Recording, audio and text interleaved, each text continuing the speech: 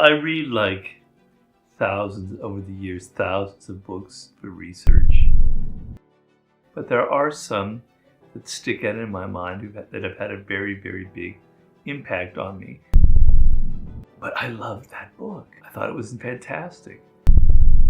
I love the fact that he was looking at human beings as if we are these animals that we are, and he was analyzing it without all the usual guilt, all the usual moralism that's going on in the world. So I can remember when I was very young, I must have been 15 or so, I got a copy of Machiavelli's The Prince. Now I can assure you that I hardly understood a word of it.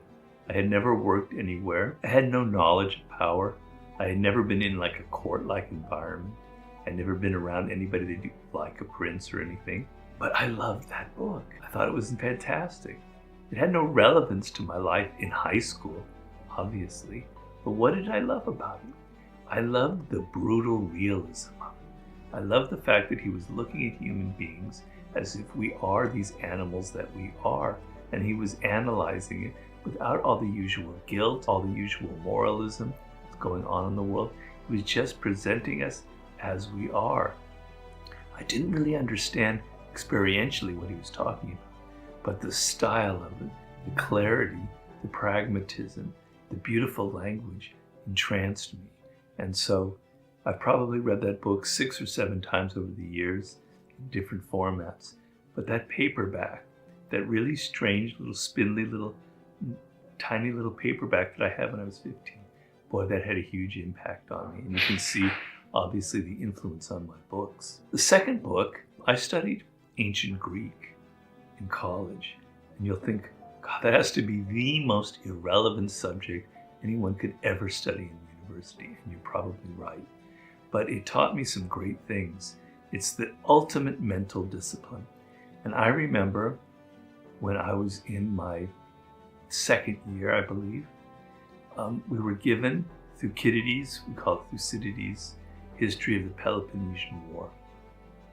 It took me 3 days to read one paragraph in ancient Greek. The language was so difficult, so weird. I had to think about each word and sentence, etc. And I thought, I came out of that and I go, the style of this is so insane, it's so intricate, it's so brilliant right next to you, who has this very clear perspective.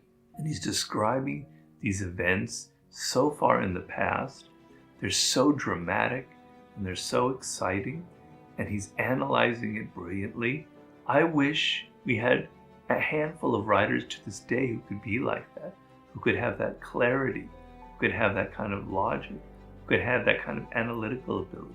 But it existed 2,500 years ago, and this great historian, Thucydides, he wrote one book that I know of, the history of the Peloponnesian War, but it's the most marvelous adventure you could ever go on. It's a fantastic book.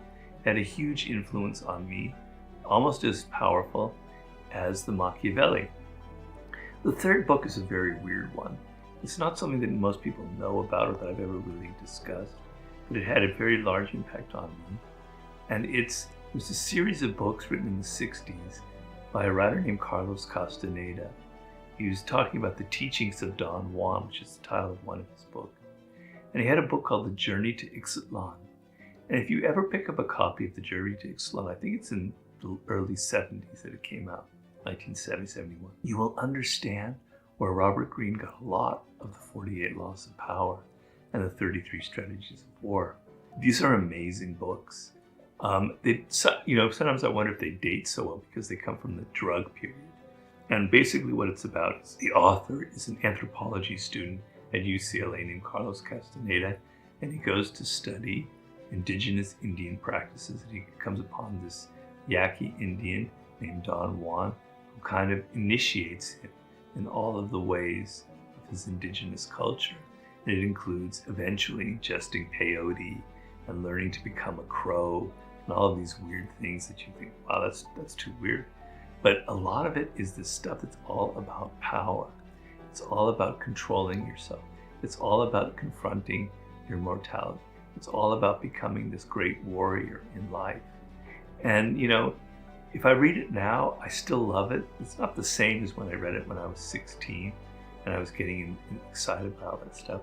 but it's still very impactful. It's still a wonderful book, and I'm actually using it a little bit in The Law of the Sublime. So those are the 3 books that I think have had the largest impact on me.